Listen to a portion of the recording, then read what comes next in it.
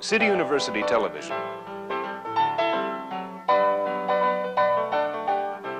In association with the Center for Advanced Study in Theater Arts.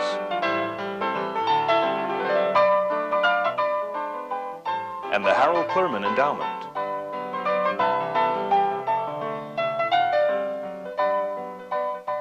Presents Spotlight.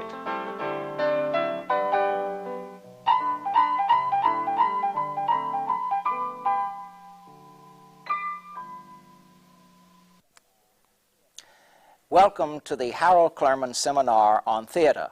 I'm Ed Wilson, Professor of Theater at Hunter College and the Graduate School of the City University of New York. Harold Clurman was one of our foremost critics and directors. He was also for many years a teacher at Hunter College, and this seminar was established in his honor. We are speaking today with one of the great figures of the American theater, an actress, director, producer. She's done so many things over so many years, Miss Jean Dalrymple. Jean, on another program, we were talking about your early days in the 1920s. You were too young to have been active then, but you started when you were very young in vaudeville, and the way in which you discovered people for vaudeville skits like Cary Grant and Jimmy Cagney in skits that you had written. Skits, they really were scenes. They really were dramatic scenes. And a play that you wrote, which you showed to John Golden, which he then rewrote and you objected to, and then when you objected to it, he brought you back into the picture.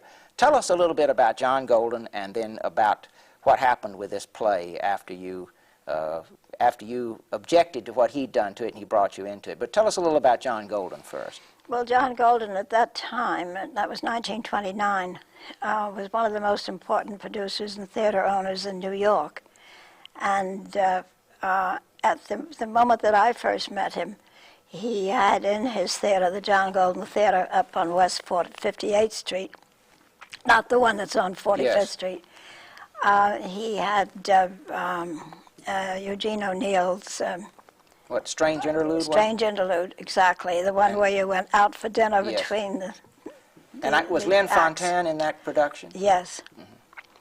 And I mention that because when he finally asked me not to play the part that I'd written for myself. In the play that you had submitted Yes.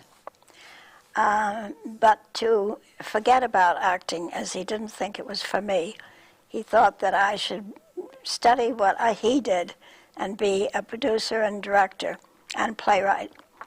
And He must have had a good sense then of your talents, just Well, as you've so had a he- good sense of other people's So talents. he said. And he said, you know, now you can get plenty of jobs as an amusing ingenue. And he As said, an actress, in other words. As an actress, as an ingenue, a Right. young actress. And then, of course, it will be more difficult because you'll have to be a leading lady, and those parts are harder to find. And the first thing you know, you'd be a character actress. And that would be your life. And he said, and you would be sitting around waiting for the phone to ring. And he said, you're not like that. He said, you ought to be the one that does the telephoning, not the one who's waiting for the phone to ring. So, well, I didn't pay much attention to that. I still wanted to play Hattie. And as a matter of fact, This is a part in this play which by now is called Salt Water. Really, it started out Exactly. with another name and then was changed to that. yeah, I called it On the Chin. He called it Salt Water, which I liked, as I said. But you had a part for you in that play. I wrote the play to have a part on Broadway, and it was a very good part for me. And I even got Dan Jarrett and Max Tishman, our agent, to book it in Fort Lee so John Golden could go over and see me act. And that's when he told me this about now you could get a job any place. You're a very good comedy ingenue. And it was such a sort of a bleak story of my life, you know, that when he said, he said, you ought to be here with me and work with me. He said, I'd just love to have you working with me. And he got up and he opened a secret door from his office that went out to the balcony. And it was a matinee day, or not a matinee day, every day was the same as Strange Interlude, you know.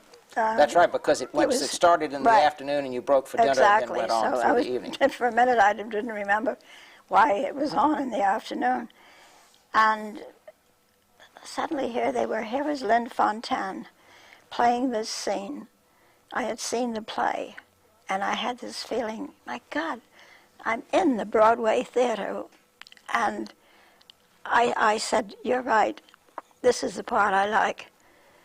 And I said, I will come and work for you.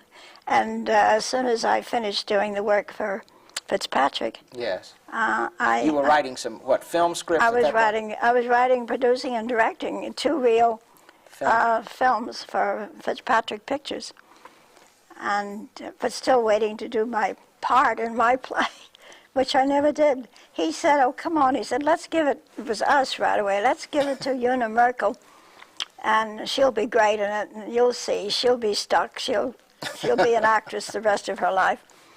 So we gave it to Una Merkel, and she did make a great hit in it. Isn't that so? Well, now, what did you do on that production, though? Is that, because that must be when you started working with John Golden. I did. Was on Salt Water. Yes, and I did everything. Didn't you by the way, yes, go ahead. By the way, I can't, I'm sorry. I told you that I would forget names, and I just did. You worked on the set, though, I think, of Salt Water. Oh, yes, I did. You worked on a good. lot of aspects of Salt Water. Yes, I did. I did the set. In those days, we didn't have set designers, at least Mr. Golden didn't. And I would, through several productions that I did with him, I'd go over to his storehouse and take the carpenter with me and say, let's take that wall and this window and that center door fancy and paint it a nice blue or whatever. And that's the way we made the setting. In effect, you really were being the scene designer. Yes, I was. Yeah. And you were good at that. I mean, you had a sense of what would work in terms of from picking from these other pieces. Well, when Saltwater opened, Willella Waldorf gave it its best notice. And at the end, she said the setting was so authentic, I could smell the salt water. Well, good. That's a great tribute to your... But did you work on other things on that production, too? Yes. Did you work on... Well, I worked, of course, on the script, and I also held the book. You know, you have a stage manager, and he had a stage manager, but I was there also. So you were really learning the theater from the ground inside, up, from the inside. It was really wonderful. Was it? How many? Now, you worked on several productions with John Golden? Yes, I did. Then I worked on That's Gratitude with Frank Craven. Yes. Frank Craven lived right down the street at the Wyndham Hotel on 58th Street and used to walk over and say, Jean, you want to jot this down for me? Because, you see, I was a very good stenographer, having worked as... You worked on Wall Street when you were very young. As a secretary, yes. And I would take out my pad and put down whatever he came up with, and he was a very funny man. I loved working with him. And then just when we were about to open the show, Golden came to me and he said, what do you think? Martin Mooney has left us. Martin Mooney was the press agent. And I said, why? He said, because he had to leave town, you know. He was going to be arrested for non-payment of alimony, and he's gone out to work in Hollywood. And he said, I don't know what to do about it. I don't want to bring a stranger in here like this. He said, why don't you do the publicity? I said, I don't know how to do the publicity. Well, he said, you've been working with Martin right along. I said, I wrote some feature stories. So I interviewed some actors and actresses. But I said, I don't know what you do. What do you do? He said, you get in touch with these people. He gave me 2 sheets of paper with names and addresses and phone numbers. And these were press people mostly? They were the critics, the columnists, the drama editors, and all those people. And he said, you get in touch with them, and then you get a picture and a story in every paper every day. And that's doing publicity. So, but I saw some names there, you know, whom I read all the time, and I thought, goodness, I'll be able to call him up and talk to him, and that's exciting. So I said, okay. And I took these 2 sheets of paper, and I sat down at my desk, and I wrote to every one of them that same day and night. A personal note? Mm-hmm. Said, I am John Golden's new press agent, and if there's anything you'd like to know about That's Gratitude, please call me up.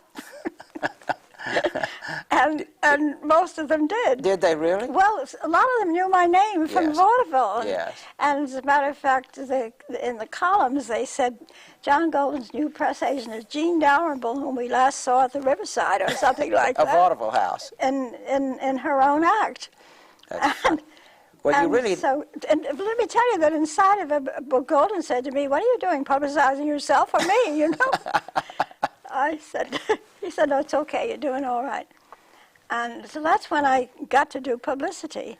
And then when that Gratitude went on, it was a hit. Then Mr. Craven gave me great credit for having put it together, not only taking it down in shorthand, but sort of being a part of it. Part of it, yes. Well, that publicity, of course, you've had such a talent for producing, for finding actors and actresses, for knowing what's good in a script and what's good with scenery, but also in public, you really are a public relations genius. I don't use that word carelessly, but you are. And because you went on from there to publicize all of his shows, do a lot of other things too, and then later in the 30s and in the early 40s, you really were the most prominent and successful public relations person in the New York theater, and beyond that, because you represented in the cultural the whole cultural world, because you represented people like Grace Moore and Jose E. Turby and a whole range of people that you represented, as well as many theater productions, many Broadway shows. Yes. I guess you had, by that time, you had a huge office, didn't you, with I don't know how many people working for you. It really must have been the largest and the most successful, really, one of all for a long period of time. So clearly, you from that beginning, when that man left and John Golden said, "You're going to do it," and then you wrote all those notes. But I presume that part of the public relations success you had was due to just some of the things you mentioned there, the personal contact that you had, and your enthusiasm for the material. And also, of course, I think, and this is my own feeling, one reason you've been so successful is because you're very intelligent and you're very aware of what's good in the theater, and you do make these personal contacts, but you're not given to a lot of hype. I mean, I think if you say something's good, people will believe it in a way that a lot of public relations people, I think, don't have that credibility, is one of the words they use now. Let's go back, though, with John Golden a little bit with some of the other aspects of the work you did with him, because you were doing a little bit of everything, weren't you? Script work, you were learning, I presume, about budgets and things like that. Everything, yes. And talk just a little bit about what it was like to produce a Broadway show in the, I think we're talking now about the early about 29, 31, 32, 33, aren't we? Right, That period. What it was like to produce a play like Saltwater, or That's Gratitude, or As Husbands Go, which I think you worked on with Rachel Crothers, who was one of the great... certainly they talk a lot about women playwrights. She was a really preeminent woman playwright with a number of successes to her credit. And you worked with her on, what was it, As Husbands Go? Was that the name? Yes, and several plays. Yes. But when I did As Husbands Go and did a little research, I discovered that she had had a play on every year for 26 years. Good gracious alive. And that they had almost all been hits. They had all been well known. And I sold that story to the New York Times, and they put it on the front page of the Sunday drama section. The fact that what you had discovered about her. Yes, all this, and with a big picture of her and some other pictures of the play. That was a case where you were publicizing her, not yourself. Yes. I always picked, to my mind, the most interesting person in a play, or the actor, or the director, or the playwright, whichever it was, and made that the focal point, you see. And then I could go on to the others afterwards.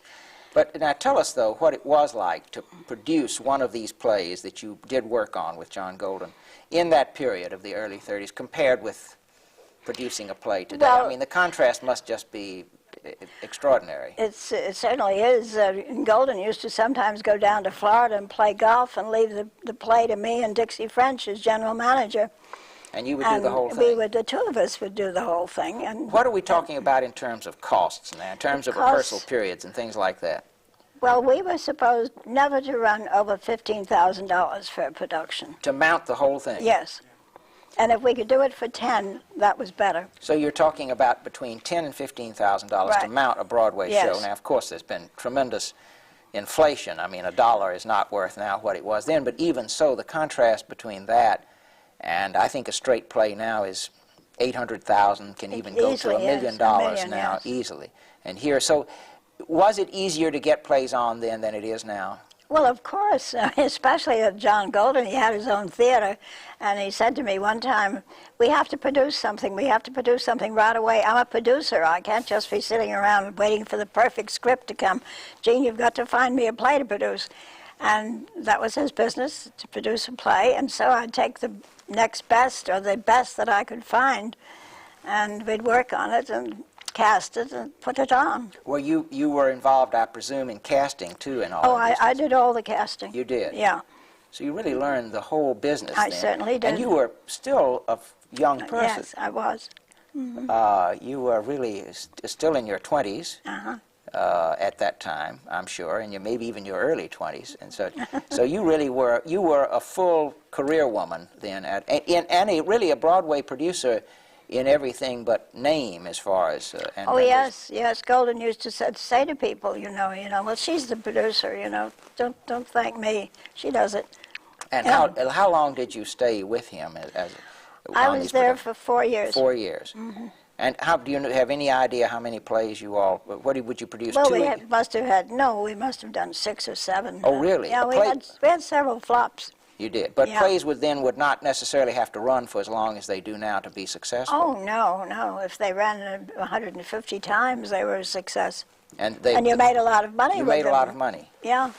So there was much more activity, in other words, then than there is now in terms of the Broadway theater and the off-Broadway theater. Yes.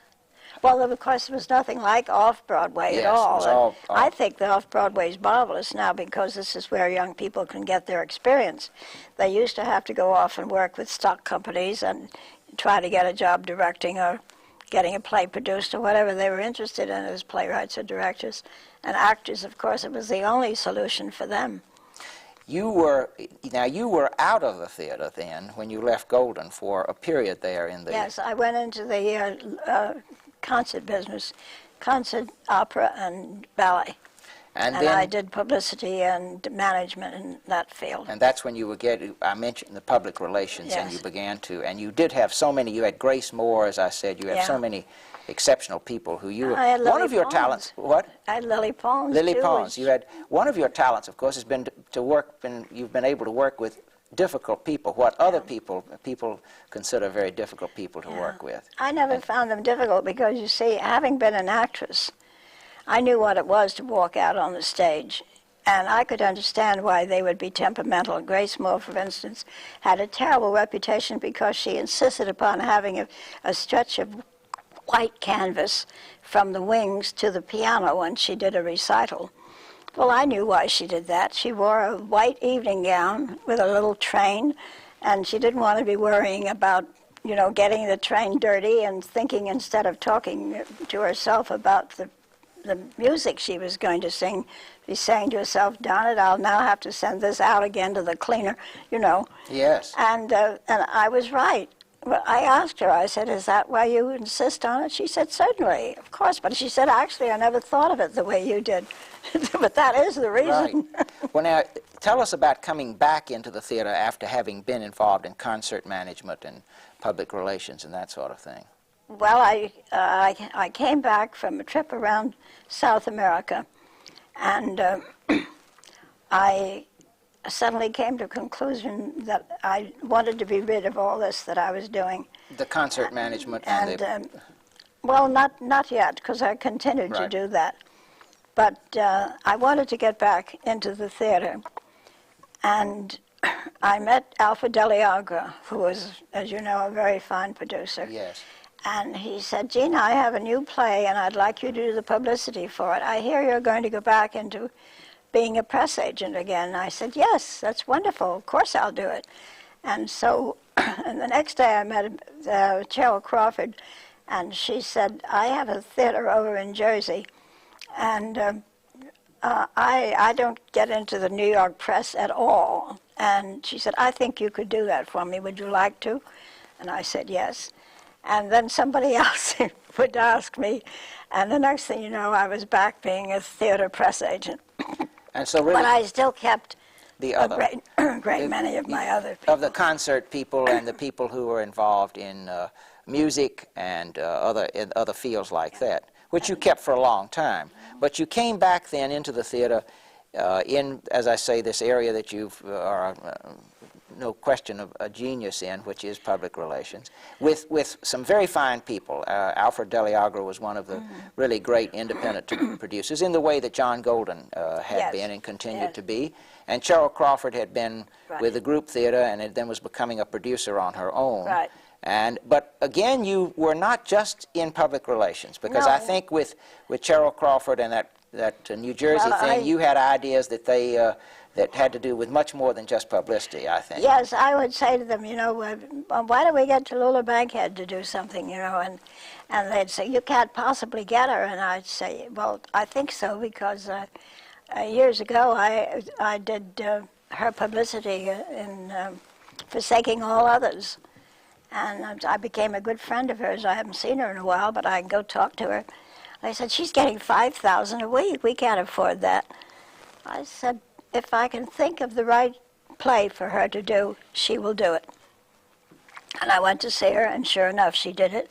And she would not take less than $5,000 a week. And I said to them, we can afford it because she'll sell out and you'll make money. Now, this was for a theater in New Jersey. Yes. And she was willing to go there to perform. She liked the play. I can't remember now what it was. And she liked the part in it, and they were paying her the $5,000, so it was all right. And did people flock to see it? Oh, yes, it sold out, everything. And then I did the same thing with Clifton Webb. And, who, of course, became such a well-known film actor. Right, afterwards. Yes. Well, he had also been out there, but he came back, went back and forth. So you cast him in a play for them? Yes. And I did a lot of things. I thought of a lot of stars who I thought would be good to play out there, and if we paid them enough. And so we had a very, very fine summer with all these stars. And then I wanted her to do, I had always had... Now, is this Cheryl Crawford you're speaking of? No. Yes, of course it was Cheryl Crawford. Yes. But her partner was Jack Wildberg. And I worked more with him than I did with Cheryl. Yes. He was more open-minded about to these ideas that you had. Yes. Which were working. And meanwhile, you were, I presume at this time, also getting definitely back into publicizing and advising on other Broadway productions then. Yes. Yes, I did. With Alfred Deliagra and others. Right. Now, are we talking about what, the early 1940s now, late 1930s, early 1940s? Yes. Is that about the period that is exactly we're talking about? In 41, I had the idea. I had been working with Alexander Smallens, who was the original conductor of Porgy and Bess on Broadway for the Theatre Guild. And I thought it was a great shame. I was a great friend of Gershwin's, by the way. And great shame that this was on the shelf. And Porgy and Bess. It had been done that one time and that's then right. Was just sitting there? That was it. It had been there since, when was it, 36, I think. And so I said to Smallens, why don't we take out the recitatives and make them dialogue? So it could be, because they always said it's so expensive to get those people to learn all those recitatives. Takes weeks and weeks and weeks of rehearsal. So I said they can learn the dialogue and we'll do it like a Broadway show instead of an opera. With spoken dialogue in between songs rather than, as you say, with musical background. Yes. Yes, you know what recitative is, sort of in between speaking and singing. Exactly. But it has to be very carefully rehearsed. Absolutely. And with an orchestra and everything else, very, very expensive. So Smallens was very excited about the idea, and we went to work on it, and we finished it in 41.